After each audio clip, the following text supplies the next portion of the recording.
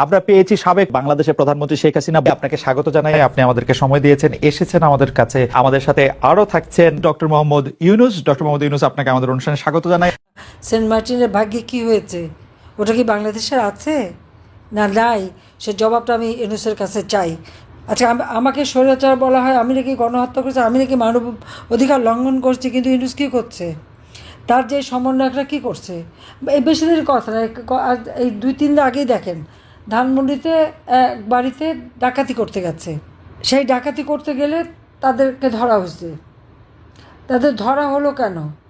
সেই জন্য ইউনূসের যে এক দল তৈরি করেছে কি এনসিপি, সেই দলের এক নেতা কি হান্নান মাসুদ, সে যে মুচলেখা দিয়ে সেই ডাকাতদের ছাড়িয়ে এনেছে।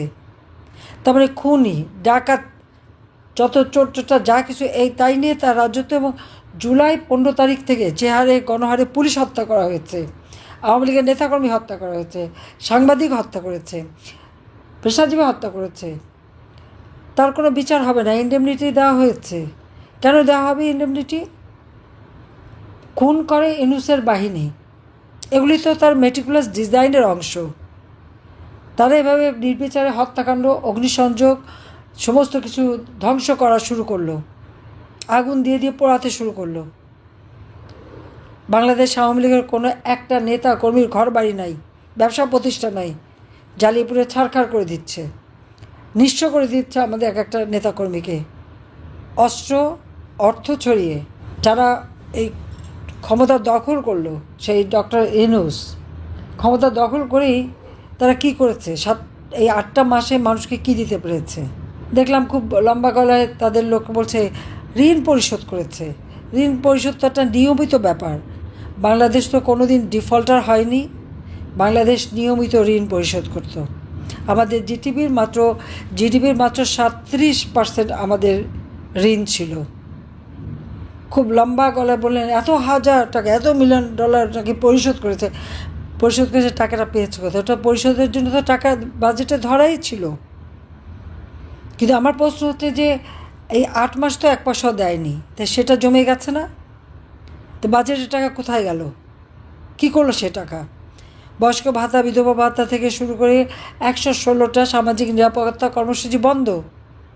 মানুষের জীবনে হাহাকার। বয়স্ক বিধবারা একটু ওষুধ কিনে খাবে, খাবার খাবে, সে সুযোগটা তাদের নাই।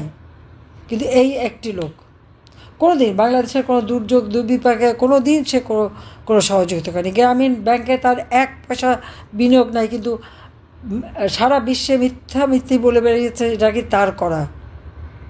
গ্রামীণ ব্যাংকে তো আমি 400 কোটি টাকা দিয়েছি যখন প্রধানমন্ত্রী হয়েছি।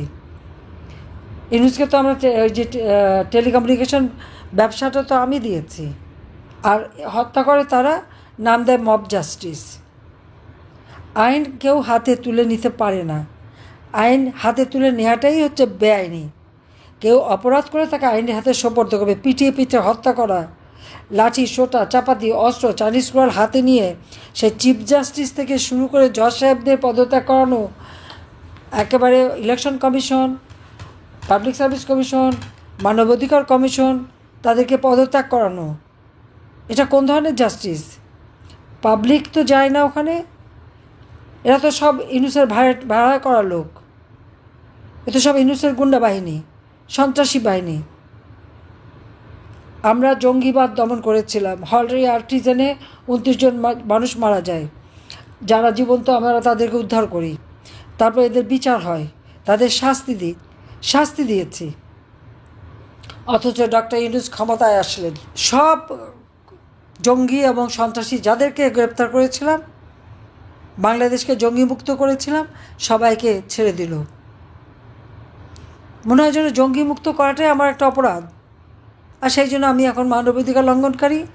আমি এখন আমার সারা বিশ্বব্যাপী আমার বিরুদ্ধে বলে বেড়াচ্ছে, কিন্তু কারোর চোখ নাই, দেখে না, কান নাই, শোনে না।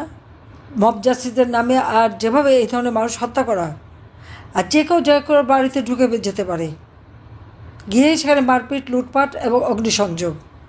মানুষের জীবন নিয়ে, মানুষের মান সম্মান নিয়ে একটা নোংরা খেলায় নেমে গেছে এই সুদখোর খুনি। ওর তো লজ্জা শরম নেই, তার তো কোনো আইন মানা নিয়ম নাই। গ্রামীণ ব্যাংকের এমডি পদে 60 বছর বয়স পর্যন্ত থাকতে পারে, সে কি কোনো আইন মেনেছিল? মানে নাই। না, 70 বছর পর্যন্ত সে থেকেই গেল। আবার তাকে যখন বাংলাদেশ ব্যাংকে থেকে বলা হলো যে এটা সম্পূর্ণ বেআইনি, আপনি থাকতে পারেন না, এমনকি আমাদের মুহিত সাহেব আর গরিজবি সাহেব তাকে অফার দিল যে আপনি গ্রামীণ ব্যাংকের অ্যাডভাইজার এমিরেটাস হন। না, এমডি থাকতে হবে। কেন? কারণ গ্রামীণ ব্যাংকের টাকাগুলি মারতে হবে, যে সারা জীবন গ্রামীণ ব্যাংকের সমস্ত টাকা মেরে খেয়েছে।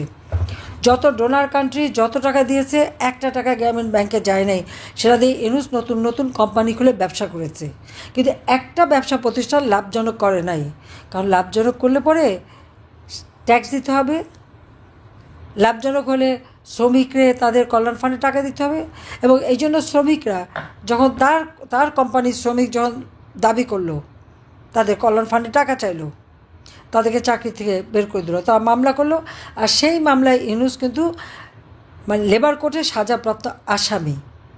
তা তো লজ্জা হওয়া উচিত যে শ্রমিকের অর্থ আত্মসাৎ করে সে সাজাপ্রাপ্ত আসামি। সেই আসামি এখন বাংলাদেশের ক্ষমতায় বসে আছে। এবং আমি জানি না সারা দেশের মানুষের কী চোখ, অনেকে তো আবার ইউনূস এসেছে ক্ষমতায় বিগলিত হয়ে পড়ল, কিন্তু ইউনূসের বিভৎস চেহারাটা, এবং সে তো চরমভাবে অকৃতজ্ঞ, চরমভাবে স্বার্থপর এবং লোভী। তার ওই লোভের যে মানে একেবারে সেই রাক্ষসে ক্ষুধার জিব্বা লক লক করা, এটা তো মানুষ দেখেনি। মুখে খুব ভালো ভালো মিষ্টি মিষ্টি চেহারা দেখিয়ে যেন কিছু জানে না, ভাজা মাছটা উল্টে খেতে পারে না, কিন্তু তার ভিতরে যে কত বড় একটা শয়তানি, সেটা তো আজকে মানুষের কাছে স্পষ্ট হয়ে গেছে যে কী না পারে। তার নিষ্ঠুরতা, তার হত্যাকাণ্ড ঘটানো, 15ই জুলাই থেকে যত হত্যাকাণ্ড ঘটেছে সবগুলি হচ্ছে তার মেটিকুলাস ডিজাইনের অংশ। ওই হত্যা আমরা করি নাই। আগুন দিয়ে পুড়িয়ে পুড়িয়ে সমস্ত পুলিশ স্টেশনগুলি, 560টা পুলিশ স্টেশন আগুন দিয়ে পুড়িয়েছে, পুলিশদের পুড়িয়ে পুড়িয়ে হত্যা করেছে, পিটিয়ে হত্যা করে পা বেঁধে ঝুলিয়েছে, আওয়ামী লীগের নেতাকর্মীকে মেরে পা বেঁধে ঝুলিয়েছে। আর মামলা হয়েছে কার বিরুদ্ধে? আওয়ামী লীগের নেতাকর্মীদের বিরুদ্ধে। যারা নির্যাতিত তাদের বিরুদ্ধেই মামলা, আর যারা নির্যাতনকারী তাদেরকে ইন্ডেমনিটি দেওয়া হয়েছে, আর প্রত্যেকটা এমপির বাড়ি, এমপি হোস্টেল, সব জায়গায় তো ডাকাতি আর লুটপাট করেছে। এরা কারা করেছে? তার ওই সমন্বয়ক ইউনূস বাহিনী, এরাই তো করেছে। যে তাদের বিচার কেন হবে না? পুলিশ হত্যা করেছে, পুলিশ কেন বিচার পাবে না? প্রত্যেকটা ল এনফোর্সিং এজেন্সিস বা আইন শৃঙ্খলা রক্ষাকারী যারা, এই আইন শৃঙ্খলা রক্ষাকারীদের অধিকার আছে তাদের নিজেদের জীবন রক্ষা করার। তারা যখন আক্রান্ত হয় অবশ্যই তাদের নিজেদের বাঁচতে হবে। আজকে সেই জন্য শাস্তি পাবে কে? ম্যাজিস্ট্রেটদের শাস্তি দেওয়া, ম্যাজিস্ট্রেটদের খোঁজ করা, রাষ্ট্রীয় সম্পদ রক্ষা করা, মানুষের জানমাল রক্ষা করা, বা যারা আইন শৃঙ্খলা রক্ষাকারী তাদের রক্ষা করা, এটা তো সকলের দায়িত্ব, এটাই তো তাদের চাকরি। তাদের অপরাধটাও কী হলো? আজকে বেসরকারি সমস্ত অফিসারদের চাকরি খাচ্ছে, তাদের বিরুদ্ধে মামলা দিচ্ছে। এমনকি এনবিআর চেয়ারম্যান, সব থেকে অনেস্ট যে লোক, দেখলাম তারও নাকি অ্যাকাউন্ট বন্ধ, তার বিরুদ্ধে ব্যবস্থা।